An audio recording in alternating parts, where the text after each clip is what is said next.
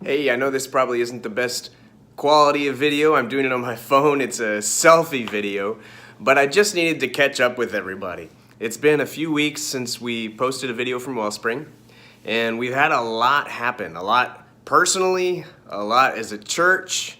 It's been very exciting, and then also some mix of different situations in people's lives, including my family life. One of my brothers passed away just a couple days after Christmas, and so we have our own things that we're working through, and I know many of you can understand what that's like. But in the midst of the grief and the trauma around that situation, we've also had a lot of good stuff going on. We had a great time with our family together, just celebrating Christmas and then celebrating New Year's together, bonding, enjoying each other. A lot of laughter mixed in with the sadness. And then we ran straight into a week-long fast last week to set off 2018. And that was a heavy fast. I became physically sick during the fast in a way that I have never been in the past 15 years of doing this. So it was a rough fast, but again, the same thing as in my personal life. It was rough, but it had some wonderful, good moments mixed in with it. And one of those things being able to spend so much time with our spiritual family. On Thursday, I gave a message which I plan to email out to all of our members, just in case they missed it or if they want to look at it again. And it was all about the fire that God is building right here with Wellspring and how we participate in that. And then that was Thursday of last week. And then on Friday of last week, my spiritual brother and our co-leader here at Wellspring, Ben Northrup, talked about identity and that you are not what you do, but what you do comes best from knowing who you are. And knowing who you are begins by realizing the incredible love that God has for you.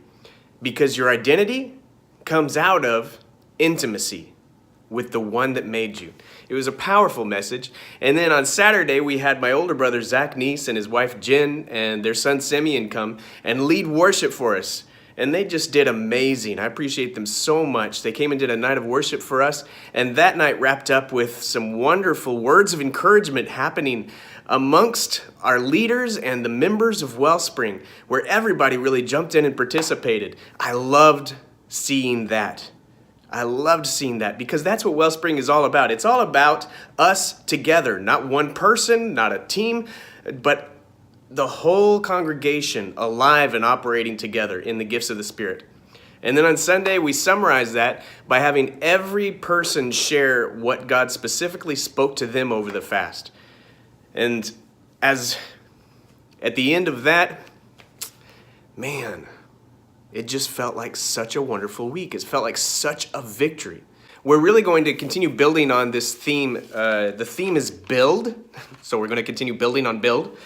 And the scripture that we're going to be talking about throughout the year is Isaiah 54, verse 2 and 3. And it says, this is the New Living Translation. It says, "Enlarge your house, build an addition, spread out your home, and spare no expense.